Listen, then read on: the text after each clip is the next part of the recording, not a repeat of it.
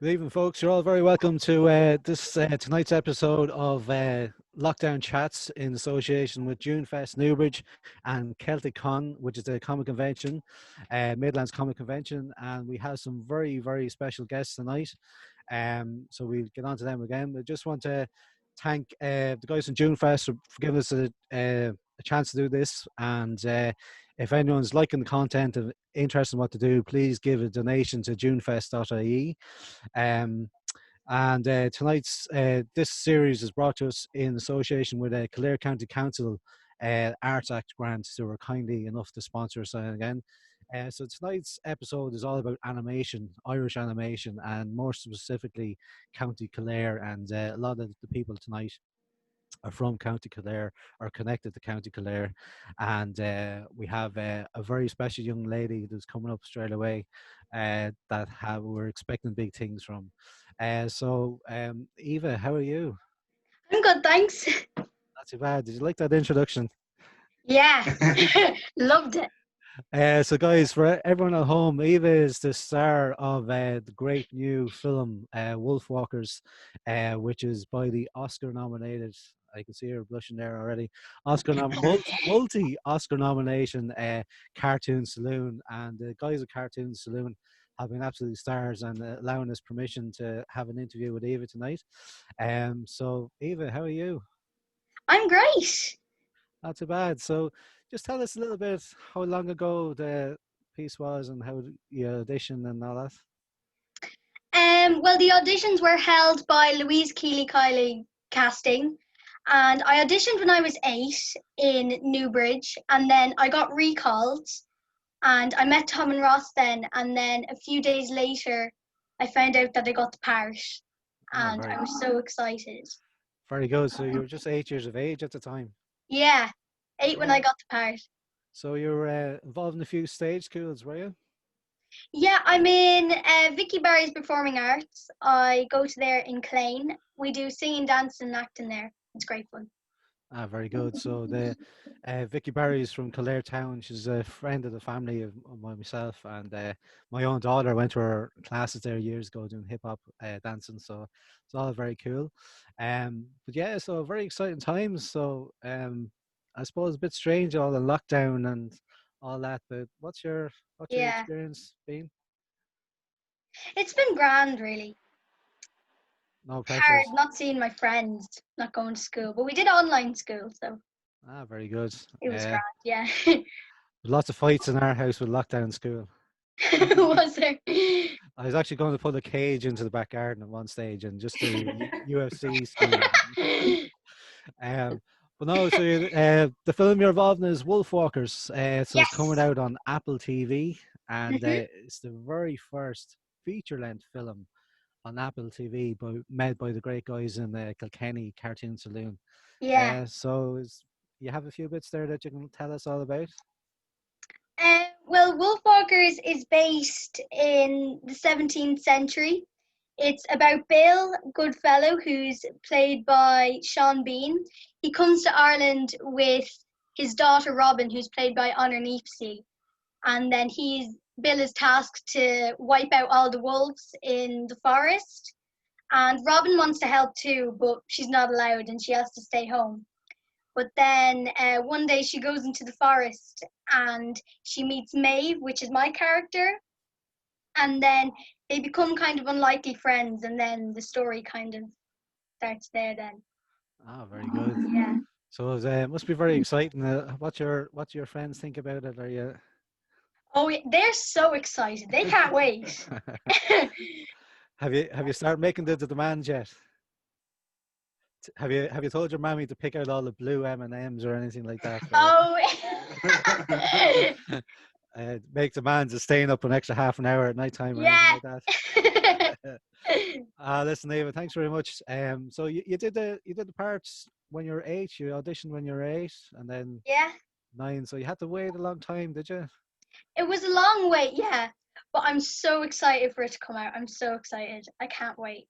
Very good. So when you did your session, was it a one-off thing over a couple of weeks or months, or what was Yeah, the we process? went to Grouse Lodge in Westmeath, and then it was kind of like a few days kind of shooting. And then only last year then I went to Gorilla Studios in Dublin and we kind of did a few pickups then, and then that was it. I was finished.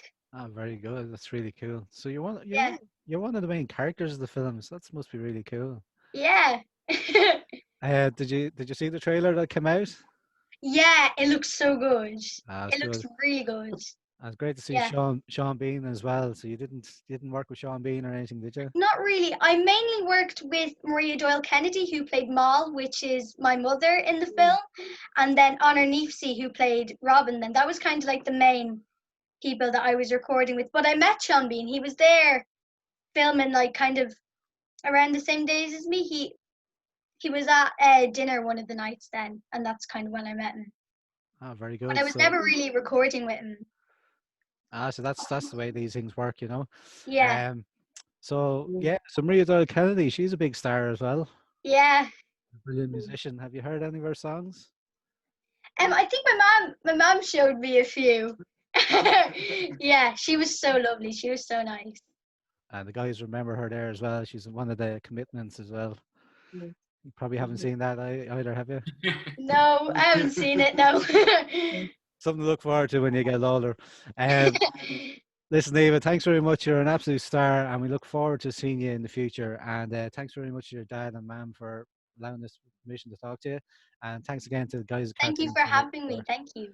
Thanks a million, Eva. Thank you. Bye bye. Thank you. Bye. All right, guys. That was young Eva, a young girl doing voice actor in the new Wolfwalkers film. So from Wolfwalkers to Wolfie. How are you, Lindsay? It's a very clever little link there. I was waiting to see if you'd pick that one up. I was thinking of that all week. Have another one now. I have another one. I'll give it to you in a few minutes. So guys, Okay, I'll put it up there. Ta-da! So Lindsay here, we're talking. And look, did you see the animator's name?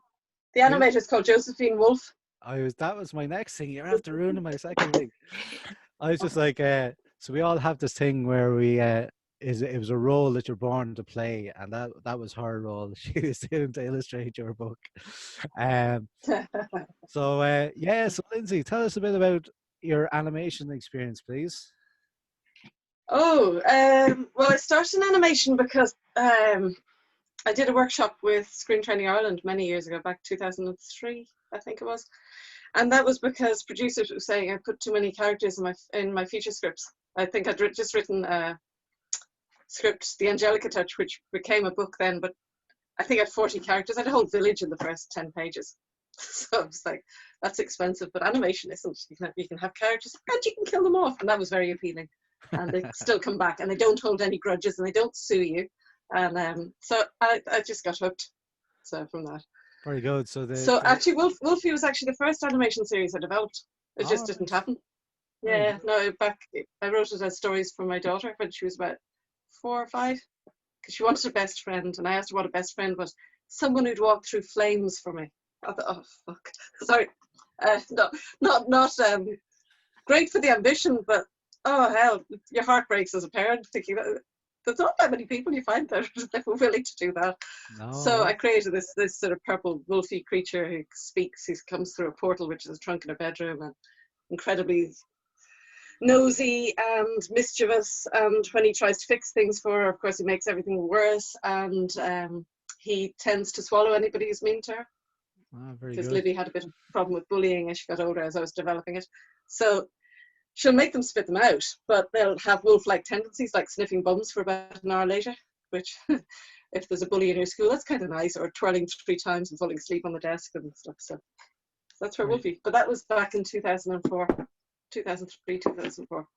Very good. So I'm just gonna introduce all the guys here. So Kira, how are you? Kira and Casey. Hello. So guys, we're very excited tonight to come from Toronto in Canada with the 2 guys. Vancouver, sorry. Further away. So Kira is a sister of Stephen Kennelly, who's the director of June Fest. So that was the connection. So we bring it all back home, back to Newbridge for that. And so Casey, you're from Tala, you're telling me. I am, yes, unfortunately. And I have to ask you one question. Is your mom and dad fans of the Teenage Turtles with that name? They probably have no idea. My dad might know what it is, but no, it's actually more of a nickname that's stuck from childhood. My real name is not as cool, unfortunately. All right, okay, I didn't realize that. But even in work, my name is Casey Jones. My email is Casey Jones. So yeah. Very good, very good. Um, no, so you guys are working away and doing a few animation series there. Yes, do you want to go ahead? I'll go first then. So I'm working on a 3D preschool show at the moment, Farmanza. Very good. And before that, I was working on a show called The Last Kids on Earth. So I've only been in the animation industry for about nearly 2 years. But that was because I wanted to write. I write. That's my number one passion, is that I write stories, and I want to pitch them, and I want them to be made into like movies or books or something. So I'm not able to draw, and I'm not able to make movies, but I can organize anything. So I got into production. So that's how I got into animation here in Canada. Very good. So that's kind of what when I go into schools and stuff and give talks, that's what I kind of say to them. Like, there's so many different strands to it, and it's great that you're doing that, and even great to chat to people that do that. Just say like you're working in animation, but yet you don't draw. So that's quite cool. Yeah. So we'll go back to you guys. Don't worry. But Casey, just tell me a little bit about you and what what you can tell me. Yes, so I'm currently working on a show called Solar Opposites, which is the sister show to Rick and Morty. It's the same creators. It's a really weird and great show to work on, and if you haven't seen it and you like Rick and Morty, definitely check it out. It's in the very same vein. If you're under 18, I'd probably ask your parents' permission before you check it out, though. But it's a super fun show, and we're currently working on season 2, and I am the BG, which is the background and builds coordinator. So I help run the 2 departments. Very And good. BG is basically all the backgrounds that you see in cartoons, and then the builds are all the cartoon characters. They're like, depending on what software or style you're working in, you animate totally differently. So, there's the classic style of animation, the 3D style of animation Pierre is working in, or 2D. And even in 2D, there's lots of different ways you can go. So I currently work in Harmony, which is it's like Toon Boom, which is probably one of the most popular. So rather than hand drawing, people moving, you build the characters almost like puppets, and you build them from every angle, and then the animators can just kind of move them like marionette puppets almost. So animation, like I studied animation years ago, back in the 1800s, and we used to have to hand draw everything and scan it in blue and then trace it over. It was a totally different process, but it's great to see how far and different animation has grown. It seems to be constantly evolving. So like you said, if you don't have skill at drawing, there are so many different areas you can go into. You can be a builder, which means you get to build those puppets. There's like tons of different areas you can lean into. So even with visual effects, if that's your thing, you need that. You need comp effects artists. So whatever you're interested in, just maybe even email animation studios. There's tons of great ones in Ireland. So you can email them and just see what job opportunities are there, and that's a good way to kind of jump in if you can't draw or you're really interested in the role. Yeah, that's great, Casey. Thanks a million for that. Yeah, so just my background as well. I worked in animation for a couple of years, studied in Dunleary College of Art and Design, and got into artwork and into comics and stuff. And Teenage Mutant Ninja Turtles was the thing that started with me. Once I knew that was being made in Dublin, that's what I knew what I wanted to do. So kind of like Dana here as well. I did the old animation college route and did 3 years in animation. And I worked in an animation studio called Moving Still Productions. They're gone now, but the style of animation we did was paper rendering. So kind of like the snowman, that kind of all hand drawn. Everything was color. The first series we did was pastels. So pastel drawn thousands and thousands of images for a 12-minute short film on Fionn McCool. And then the second thing we did was it was a half-hour Channel 4 special called Sir Gawain and the Green Knight. So there's a bit of a Game of Thrones connection to that. So the guy who plays Bertolak and the Green Knight in our animated series was the Doctor from Game of Thrones. It's really cool, really good actor, and yeah, there's a few other things as well. But yeah, I also had an adult animation series in development. So if you see me on social media, you see this zombie head that I have. So that's a character of mine called Frankie Steins, which is my biggest regret that never happened. But sure, listen, we live and learn, and hopefully we might get to do something with him at some stage. So Turn him Dana, into a book. yeah, absolutely, yeah. I'm trying to get 2 books published as well, so I might be book fatigue out of it for the minute. Dana, how are you? Hi, how are you? Not too bad. Thanks a million for joining us. I never actually got to say hi to you. Yeah, it's Uh, alright. no hassle at all. So you're studying in Ballyfermot. Yeah, I'm in my last year, so I did 5 years, my 5th year. Wow, very good. Yeah. So you must be doing the animation degree now, is it? Yeah, so in my last year of the degree in Ballyfermot. You can do the PSE, and then there's 2 years of a higher national diploma, and then there's 2 years of a degree. Ah, very good. So, you have 1 more year to go. 1 more year to go. Yeah, that's it. Ah, Final year very film. excellent stuff. Great, Yeah. great excitement. Yeah, listen, we'll come back to you in a second and we get a bit more detail of you. But yeah, Lindsay, back to you there. So tell us a few more about the other projects you've worked on. You've a few books there that you've worked on. Yeah, no, I have a number of novels. But the oh yeah, sure. These are there are 2 novels, and Dad's Red Dress I'm adapting for TV now. It was a feature script back in 2003 that was optioned and nearly got made in 2004, and then some money fell out. Then a screenwriting book because I taught screenwriting for 20 odd years, so it's all about developing character, but bite-sized pieces, so that it's fun and that you Tell us a bit about tell us a bit about Dad's Red Dress. Oh, Dad's Red Dress. It's a 13-year-old who wants to be normal. The trouble is her kid sister thinks she was abducted by the Virgin Mary not once but twice, once on a motorbike with a pink afro. Her stepmom makes erotic feminist installations and Dad becomes Mandy when the front door closes. But Dad is about to transition. So they've just moved back to Ireland, and she thinks this time, because when everybody finds out about Mandy, then the bullying starts, so she thinks she can keep a lid on it, and of course then Dad decides that now is the time to transition. So foolishly she thinks, well, I can make Dad change her mind before it happens, and of course everything backfires beautifully. So in the end, she's the person. She knows what she has to do. That her dad won't be her dad unless she's Mandy. So what age group was that intended for? Well, it's been read from every 7 to 70, but it's sort of, people think of it as YA. If it's TV, it'll be I think we're looking at tweens and up. Very good. Because the character's 13.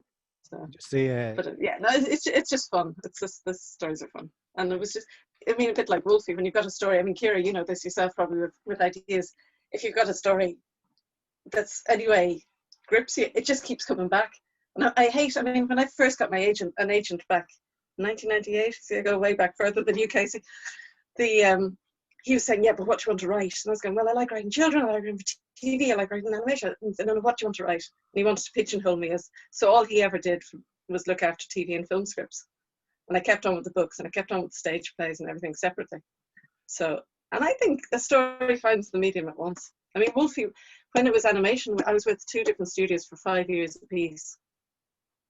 And one lot going for the big American market and one lot going for more European one, but each time it changed, because you know yourselves, with an animation series there's so many people involved. So as a writer, you can, unless, I mean, I don't know about you, Kira, but I remember I sort of just learned that if it would have been so much easier if I could draw.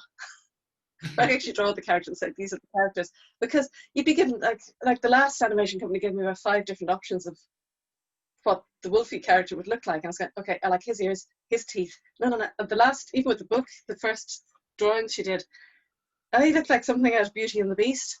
He's this big, buffed upper body with these long, little thin legs, wearing trousers. No. He's meant to be able to get away with being a dog. He's meant to be able to change shapes. He can't have clothes for a start. But when I was doing this as animation, you had to figure out all those rules of, if he gets wet, he gets small. so she wants to make him shrink. But then I thought, oh yeah, if he gets wet with Coke, he'd be hyper. Yeah, and he could change everybody's hairstyles while they weren't looking, you know, turn them into ships. And then there was, yeah, but if it was milk, maybe he'd be like a baby, you know. Sort of, but I mean, those were the things that got hammered out in the animation process. But I mean, but all the edginess went. They said networks want to promote positivity. I mean, one of the last animation series I worked on, preschool, but we had, I think it was a hibernation story. So there was a clock pointing to winter and summer, and the character was saying, no, I don't want to get up. It's nearly winter. Yeah, it's time for hibernation. You can't have a clock because 5-year-olds might not know what a clock is. Yeah. The talking down is just, all the evil stuff is back. The villains are really, really, really Roald Dahl-esque, nasty. And that's so satisfying after all these years. So cool. So listen, tell us a bit about Punky.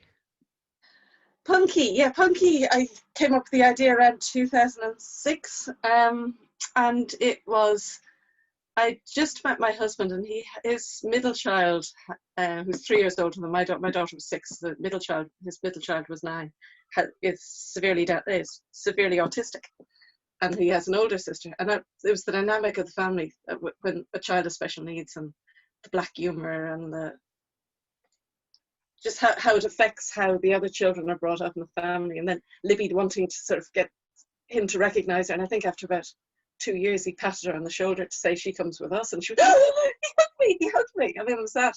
I wanted to capture that whole thing, but I thought autism is tricky to actually make a character empathetic. I've tried it with a game and an animation series since that, but at that stage, I didn't think I could. So I had a friend whose brother had Down syndrome and a friend whose niece had Down syndrome. And from hanging out with them and the stories that they told me, I thought, yeah, there we go. Because the idea that you take things literally was fun. And I met I've worked with Down Syndrome Ireland and all the different associations and parents and huge network of people who had kids with Down syndrome. And there was a little 4-year-old who encapsulated Punky perfectly because he kept trying to climb up chimneys. And the mother had to keep dragging him out chimneys. This was actually in Kildare. It was actually a mother in Kildare. And the logic of the child was that Santa comes down the chimney, so I want to find Santa, even though it's March. I'll go up the chimney. Very good. And that made perfect sense. And I hadn't seen that done, but I didn't. And there was huge pressure to make it her older brother's story, as in my quirky little sister. And I thought, no, it's been done a million times. So Geronimo, who produced it, bought into that idea. They liked it. RT liked it immediately. Film Board gave me some funding. But I think I'm the only writer who's ever actually paid the Film Board back for development funding. I think that was a mistake of my agent, who is no longer my agent. Take the money and run, Lindsay. Run. Yeah, run. No, I've just signed with a new agent actually in the last week, so different terms.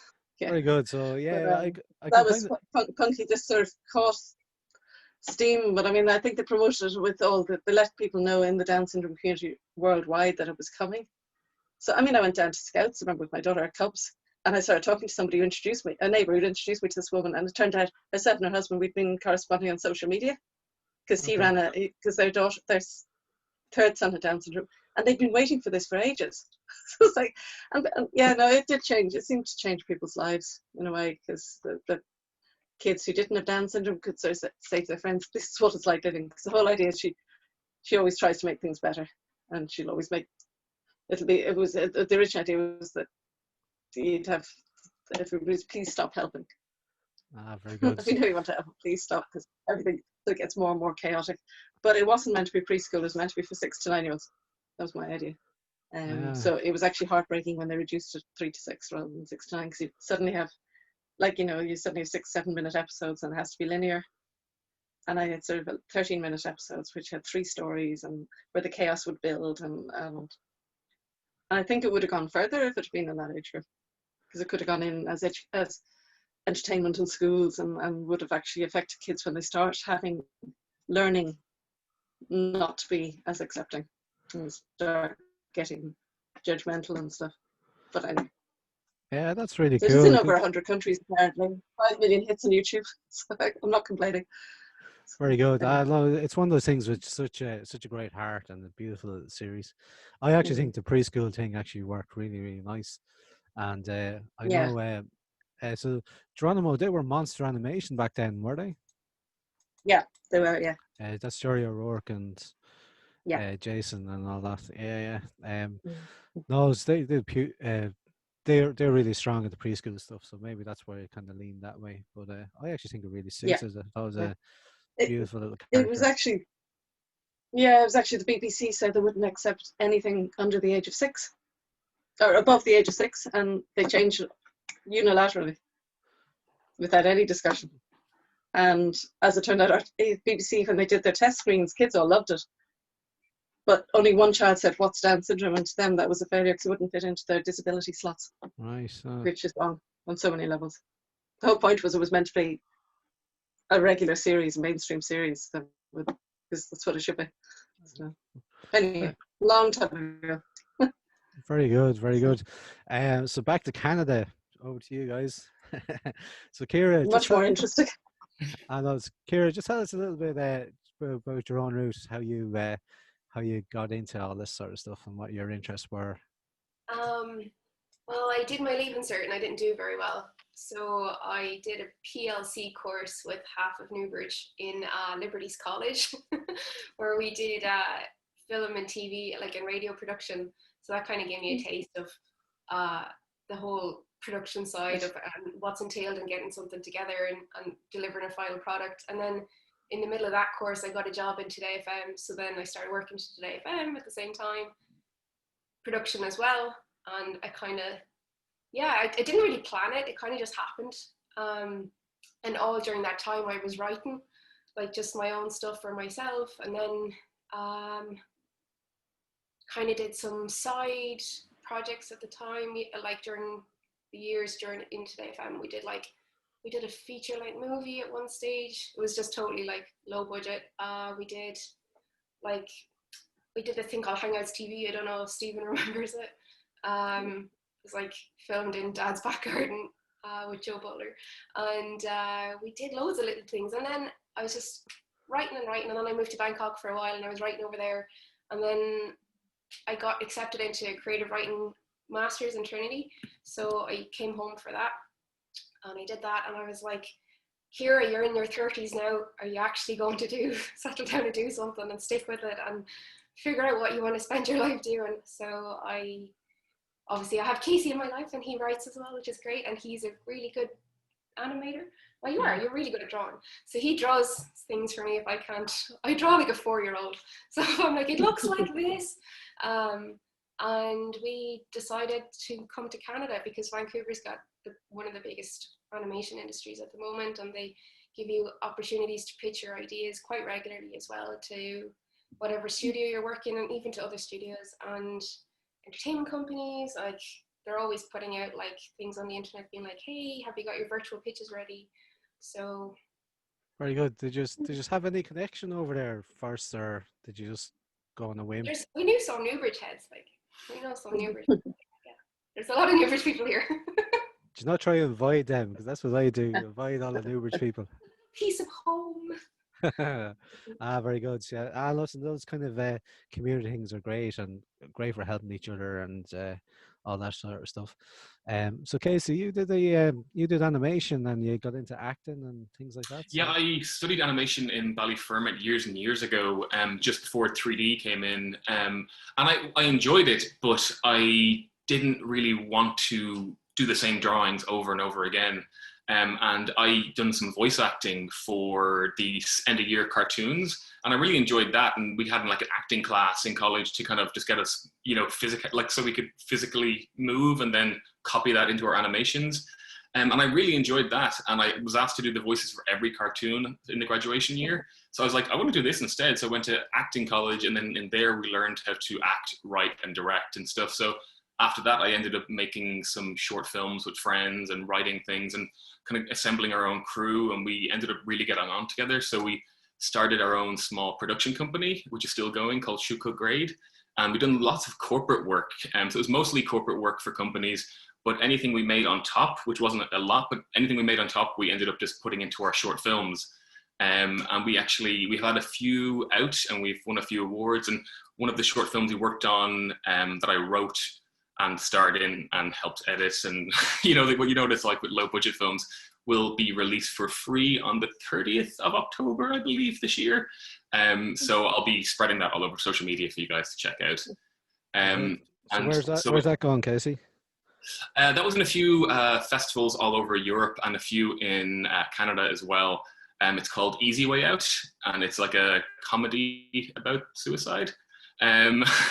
So that will be released just around Halloween time, because I think that best suits it, because it's a bit of a weird movie. But it's really fun. So check it out. And then from that, we moved over to Canada, and we just kind of wanted to work on our own thing. So I was working in live action for a while on the likes of like Batwoman and Sabrina, but Kira she had an opportunity in animation, and I was like, yeah, sure, I'll jump back in, because we were both working on a pitch idea together. And once we found out that they were accepting pitches, I wanted any foot in the door. So I went in there and we just started pitching and meeting people. And it's surprising how different live action was. Like, I love live action, but I also love animation, but it's a very different vibe. But in live action, you're working like 15, 18-hour days. You could never just walk over to the director and be like, oh, hey, and talk to him. It wouldn't happen. Whereas in animation, you're in the studio and you can just walk over and you can start chatting to the director, the producers, and it's much more acceptable, and you kind of learn a lot. So we learned tons about the pipeline of animation professionally, like how, because there's so much more budget. Like sometimes you're just like, holy, wow, there's a lot of money here. So we kind of started working on Last Kids on Earth, and that was an amazing experience. And then we kind of left that company, and we're working on 2 different companies now on 2 different shows. But we're still working on lots of pitches, and it's just, Vancouver is amazing. So if there's any animators who, fancy coming over, Vancouver's a great place to go. Very good. So just tell us a bit about the animation production. So you said like there's massive budgets on these things, but there's also so time consuming, and a lot of work goes in it. So just explain some of the kind of background work that either yourselves have done, or what that role is, or how it feeds into the pipeline, if you like. Sure. I meant to say as well, just say, so I know you all have non-disclosure agreements of what you're working on, so please don't get in trouble, but just in general, so people see those lists of credits and all those names come up, and just explain some of the roles in animation. So it really talk 2D and I'll do 3D. Yeah, okay. So it's very different for 2D and 3D pipelines. They're very similar but very different. And depending on which company you're working for, some companies have all the pipelines within the one building, which is probably the most ideal, because then you can just walk across and talk to each department head. Whereas sometimes you have like the client could be in LA or Vancouver, and then they hire outsourced companies from other places, and you're kind of like, it's less connected, but it's still great. But basically with 2D pipeline, what usually comes first is like the design phase, which is, or the script is it's the very first thing, of course, which is when you get the funding and they like the script and they start developing it. So what they start developing then is the design. So they have to go over the script. They see every character, every prop, everything, they mark it out, and then they start designing that. And like you said, Lindsay, they'll give you different like variations of the characters, and then they'll have to choose which ones they like. I like these ears, like you said, and they kind of amalgamate them together into what works best, not only for what visually works best, but also you have to think about it from an animation standpoint, because if it looks cool, that's great, but if it doesn't animate well, it's pointless. So you kind of have to think about all these things and what works best for each different department down the line. So you're like the first domino that has to hit everything else. And that's kind of what production is like. You're just dominoes, making sure everything is hitting the next one. So after design comes the storyboards. So the storyboards artists, they look at the designs, they look at the script, and then storyboards are amazing. They're usually like people like comic book artists, because they're so dynamic at their poses and their angling, because they have to be able to do everything really. So they're really, really skilled artists. And then from the storyboards, then comes kind of simultaneously, you have the builds department and the BG department, which are my 2 departments that I'm running. So they'll be working separately. So they'll be working on the design department, work on the designing the characters, but also designing the key BG elements. So like that will be used as a reference for the other BG artists. So they'll work on the backgrounds, the layouts, while the build those marionette puppets I was talking about. And then you go into animation, and then animation is, of course, where everything happens, and it's a whole process. And then after that, it goes to effects, and comp and effects kind of add all, the visual effects that we're used to. And comp are our composition artists. They add in, they kind of tweak everything and make it look as good as it can. And they kind of add extra lighting layers in and just make it pop. And then after that, you have the editing process, which is when everything kind of comes together. And the annoying people on the production are us. We are the production people who have whips and start hitting people and asking where everything is and making sure we're the kind of the anchors, like the news anchors. We kind of tell everyone, make sure everyone knows what's happening. We need to get everything. And so that's basically how the 2D pipeline works with Harmony. But again, you have so many different styles of animation, stop motion and these classical animations. There's lots, but the most modern animation style would be like the one I'm working in, which would be like Harmony or Toon Boom. And that's kind of only really kind of blown up in the last 10, 15 years, really. But that is kind of the wave of the future. So 3D. 3D, it's quite similar, but quite different. This is like the first time this year is the first year I've learned about 3D. So I was coming from like a 2D pipeline straight into 3D. And the biggest difference for me is that we don't necessarily have like a builds department, because all the assets, like all the characters, all the props, everything is 3D. So it has to be modeled. So the pipeline works a bit differently. So we start off with scripts and then design and then storyboards. And then from storyboards, we have like modeling and surfacing kind of come together. Afterwards, we have, I'm trying to think now. But like with 3D, it's storyboards are more of a guideline because it's so much like with storyboards in 2D, you're kind of stuck to that because once the backgrounds have been drawn, you have less wiggle room. So if you want to be like, oh, actually, can we change the angle to look up? You can't. Well, you can. It just costs extra time and money because then you have to get a background artist to redraw it. Yeah. Whereas with 3D, you're like, yeah, sure, and you just crank it up. So like it costs a lot more to get it done originally, but then you have so much more wiggle room afterwards. Like layout comes after modeling and surfacing, but it's also done in 3D as well. So after that we have animation and then effects as well, like the magic happens. Lighting is one of the bigger elements because that's kind of like composition in 3D as well. So yeah, it's a different pipeline, but it's once you have like the knowledge of a 2D or the skills to help production for a 2D, you can easily like adapt them to 3D. Like it's not a massive transition from one to another. Very good. So Dana, just tell us a little bit about your student life in Ballyfermot, please. Yeah, well, I just wanted to say, Ciara, Casey, and Lindsay, it's just been real informative listening to you. Thanks. Yeah. But well, I'm in my final year.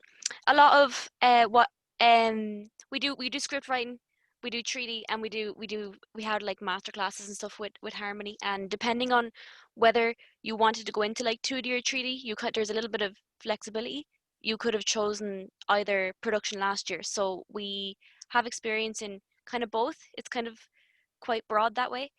In Ballyfermot, the experience is rather traditional, like Casey was saying about traditional animation on paper and the cameras and stuff. And we still have to do a lot of that. We didn't start doing a lot of software until this year and last year.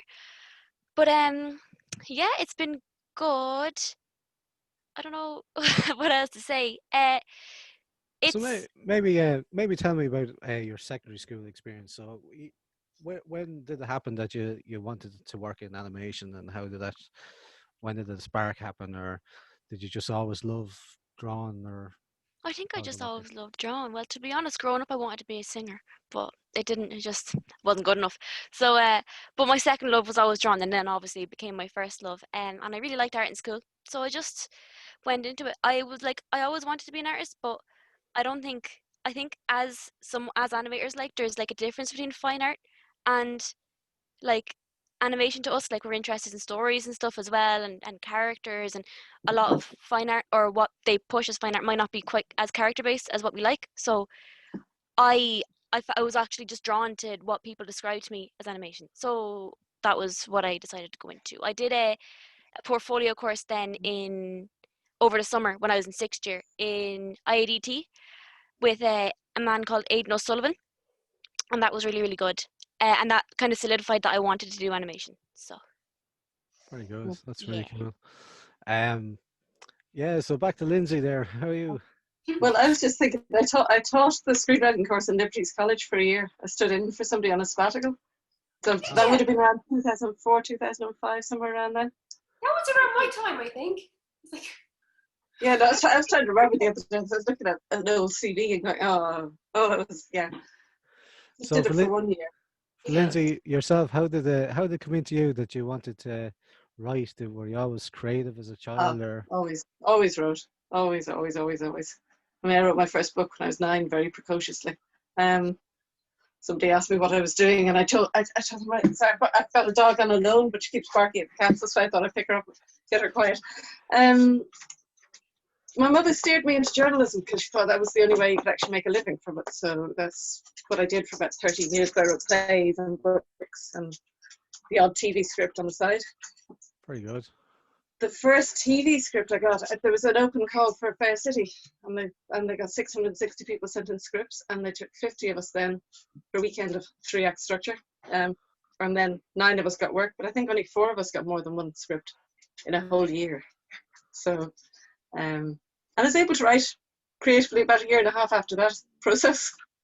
That's really interesting. Now I have to stop you there and ask you a bit more. So you went on to Fair City. I did scripting for a year, and then I ended up getting hypothermia, so that sort of put an end to that. I was out of the process for a bit. And then I did story for them, and then I rewrote their Bible in the third summer. While also I got a scholarship to do the first Gregory Peck screenwriting school, which was on in UCC. I was working full-time as a journalist. I was doing the full-time job of doing the Bible for Fair City, and my sister had just died. So it was like, it's one of those times when you do everything really intensively for 3 to 6 months and then just explode. And that was when I decided to do journalism and went to Leeds and did the screenwriting course in Leeds. Okay, I'm going off on a tangent here because this just blew my mind. So how do you get a series like a soap opera that's working and going? How do you just jump on board? How does that work? How do you get on board it, or how do you write one? Well, how do you write it? How do you just take over, if you like? How do you just become one of the cogs of a wheel? Well, Fair City was different then. It was a whole 6-week process from idea to script. Story writers would come in and give their ideas of things they'd researched, and then there were like 14 of us around the table, all vying for 2 scripts a week, and they gave them 2 at a time. There were 4 established writers, then the rest of us, so the 13 of us around the table. Sorry. And however much noise you made about the story increased your chance of actually getting a script, but then you had to do story outlines, then scene outlines, and finally you write the script after about 5 weeks, by which time you were absolutely heartily sick of the story and everything to do with it. And the way that the script editor at that stage, you couldn't just write a scene of something happening that was moving the story on. You had to everybody had to be doing things. So poor Rita was always ironing, somebody was always putting the kettle on, somebody was always pouring a pint. It was awful.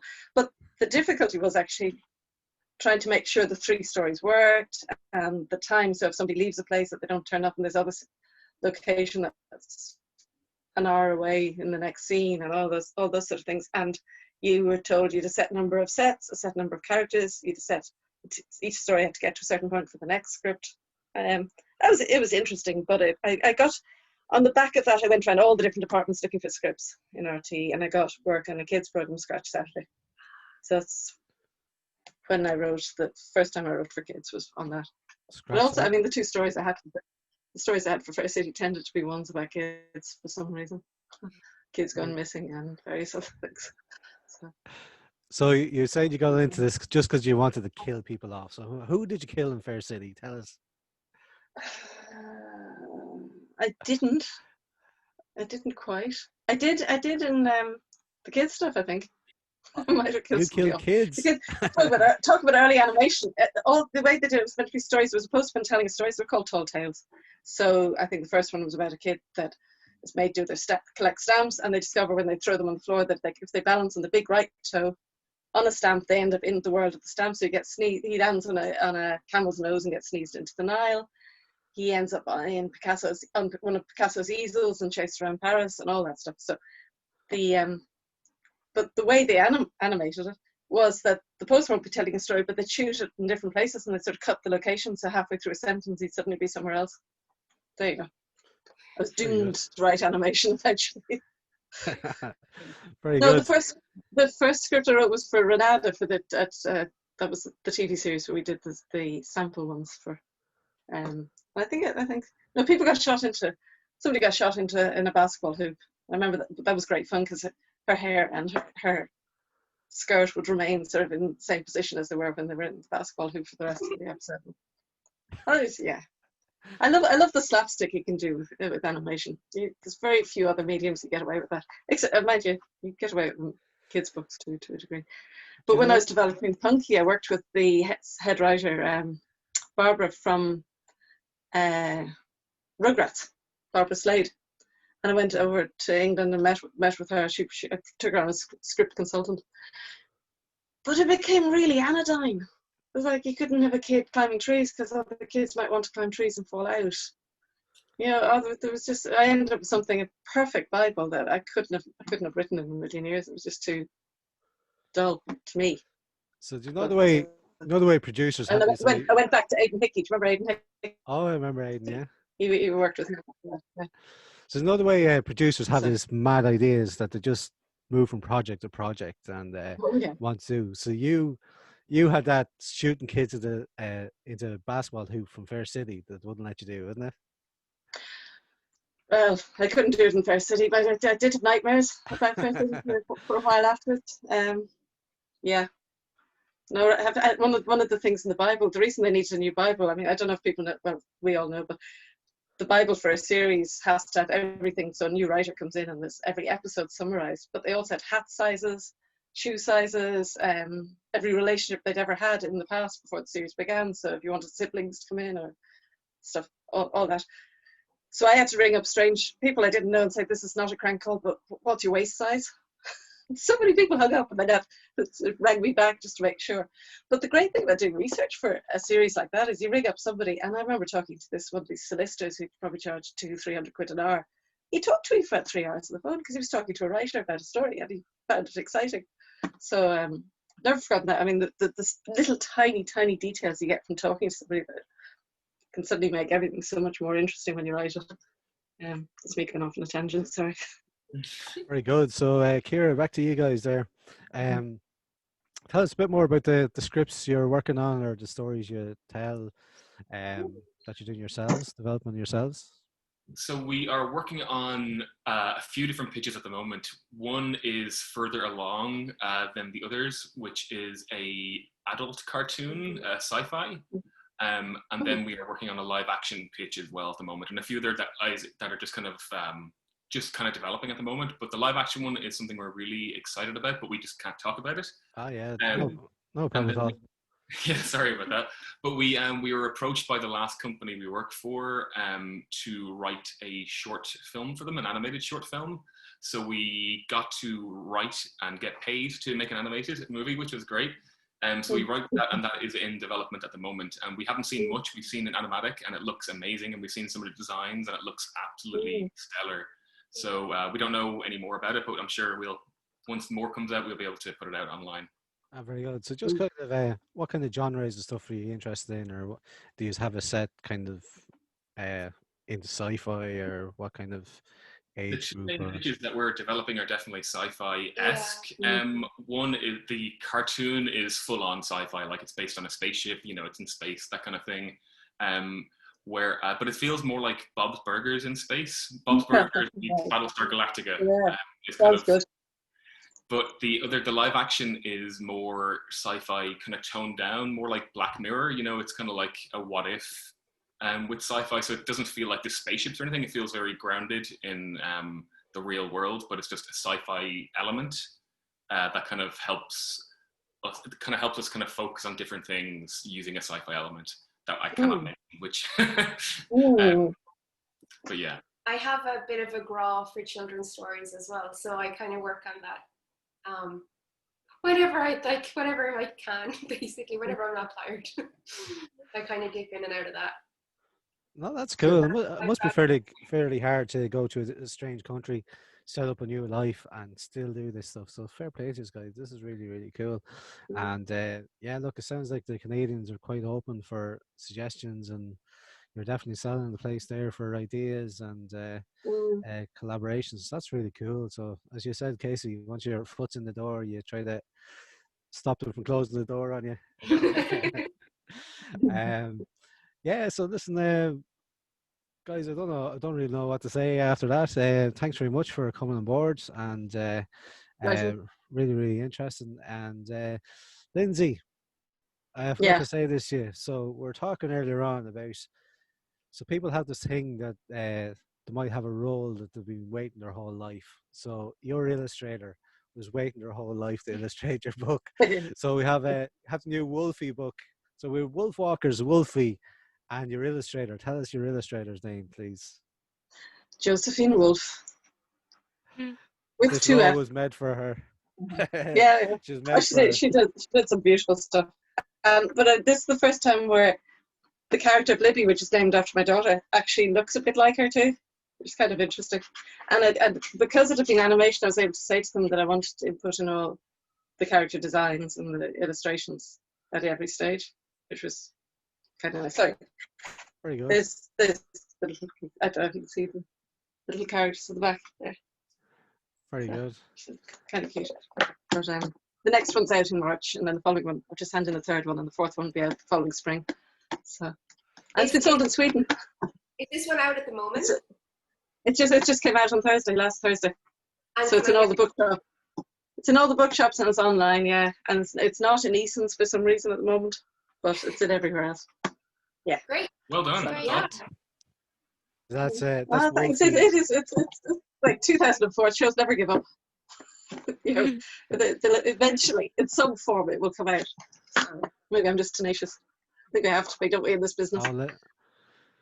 That's it. You have to be. That's kind of the way I work. We just come up with I'm one of these people that you were talking to in a night out or something. You come up with these crazy ideas, and then I ring you up during the week.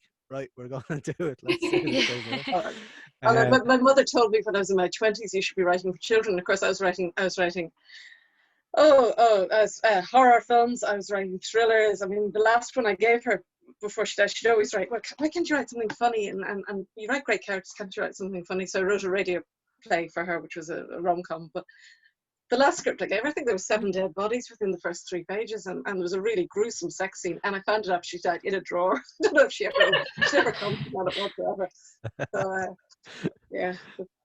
You hate to think that she might be right. They'll come back to kids' books. Could have been worse. That could have been on TV, and you would have to been on Joe Duffy the next day, you know. She's she saw some stuff. She saw my stage plays. They were pretty grim. Well, not grim, but dark, I suppose. But I'm just Anyway, sorry, I'm talking too much. Yeah, so no, listen, that's kind of cool. It's all that thing about not giving up. So if you have a passion and you want to keep going, so look, I've done that as well myself. And but you do need something else that can kind of support you while you do it. If you can find something that just allows it to be a hobby, so you can actually allow it to grow. I found that once it became full time, it's like, what do I do for a hobby there? So I took up illustrating, trying to teach myself to illustrate, which I realized I can't. But just. That's a good point, and that makes sense as well about kind of what we're doing. About people have this unrealistic thing about illustrators and stuff, and the kind of where the money. Oh, you published a book, so you must be rich, you know.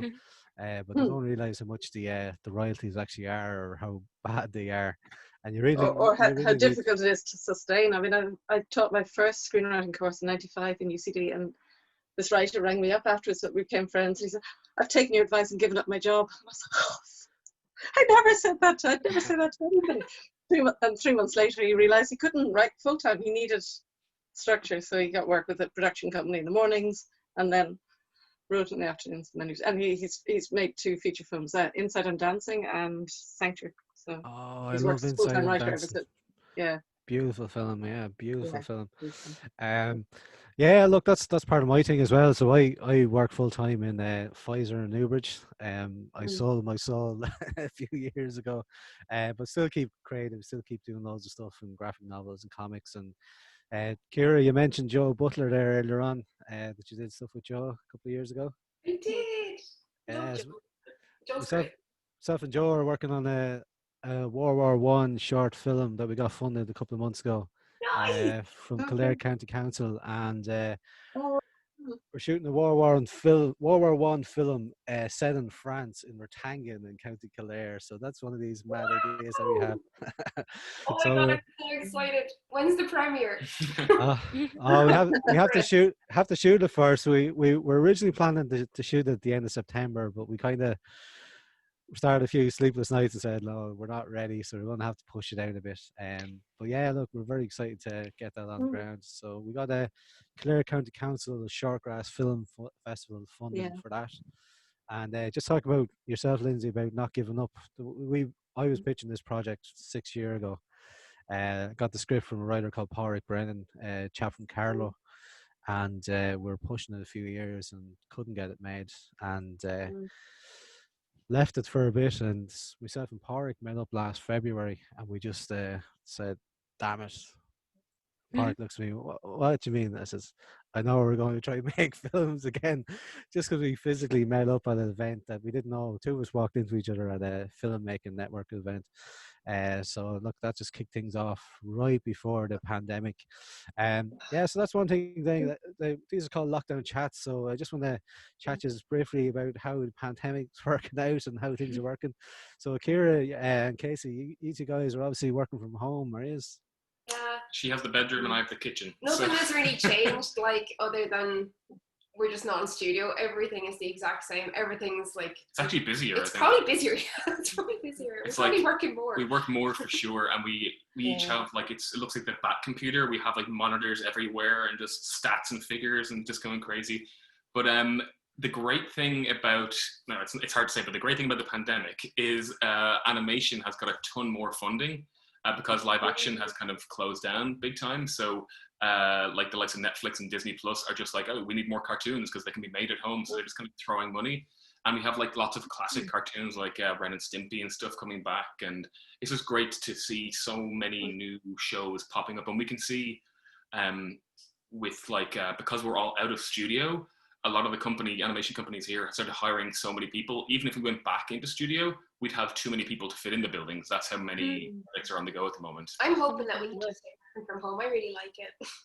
I like You like it because you're not trying to homeschool kids at home. That's why you like it. If you had kids trying to do homework and stuff, it's a different sort of thing. It'll actually be a nightmare scenario for me. So how about you, Lindsay? How's the lockdown treating you? Grand. We were visiting. My daughter was in college in Japan, so we were over in Tokyo and had to sort of rush back.